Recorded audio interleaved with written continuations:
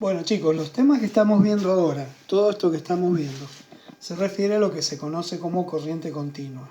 ¿Por qué? Porque la fuente de alimentación que nosotros estamos utilizando produce, si yo lo viera esto, esta señal que produce esto en función del tiempo, yo vería una línea recta continua. Por ejemplo, si esto es una batería de 12 voltios y lo grafico en el tiempo, veríamos acá 12 voltios. Si acá tengo voltaje y acá tengo tiempo, para cualquier momento en el tiempo tendríamos ahí la misma señal constante de 12 voltios. Pero no es la única corriente que existe, el único tipo de corriente. Esto es lo que se llama corriente continua.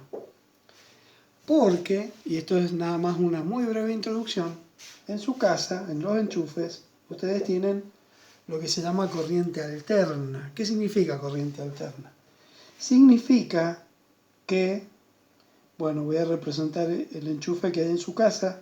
Este es un enchufe antiguo, los enchufes nuevos son así, que entre estos dos terminales yo tengo un voltaje que tiene esta forma. Es decir, es una onda, ustedes lo han visto en trigonometría, perfectamente senoidal o sinusoidal. Entonces, esto tiene un cierto voltaje, que ya vamos a ver cuánto es, que no es, fíjense, 220, porque es un valor diferente, pero es un cierto voltaje que va cambiando. Te van a decir, ¿por qué se le llama 220 si no es de 220? Porque el voltaje efectivo es 220, pero el voltaje de pico, de estos picos, es mayor, por unas razones que ya vamos a ver en su momento. Pero simplemente lo que estamos haciendo es diferenciar, ¿no es cierto?, la corriente continua de la corriente alterna. Cuidado que estos son, por lo general, tensiones aproximadamente de 220 a 380 voltios. Así que esto es potencialmente peligroso. Los accidentes se están evitando porque en las casas existen los disyuntores diferenciales que cuando detectan una fuga de corriente, cortan la corriente. Entonces eso salva la vida de la gente, ¿de acuerdo? Pero tengan mucho cuidado con manipular cables o conductores que estén, como les decía en un video anterior, en tensiones superiores a los 12 voltios, a los 24 voltios, porque son potencialmente peligrosos. ¿Vale lo que estamos haciendo para circuitos de corriente alterna, lo que estamos haciendo con continua? Sí, sí vale. Pero van a aparecer una serie de elementos nuevos que ya vamos a ver dentro de algunas clases que me introducen, así como tenemos la resistencia que introduce el concepto de dificultad al paso de la corriente, hay dos elementos más en corriente alterna que se pueden utilizar que también dificultan el paso de la corriente, que son las inductancias, los inductores y los capacitores.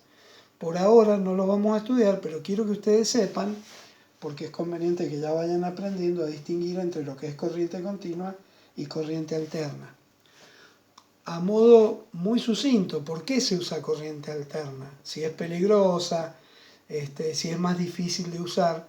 Bueno, porque para transmitir corrientes, potencias de electricidad a largas distancias, es más eficiente hacerlo como forma de corriente alterna que como forma de corriente continua. También por razones que ya vamos a ver, pero por razones básicamente de economía.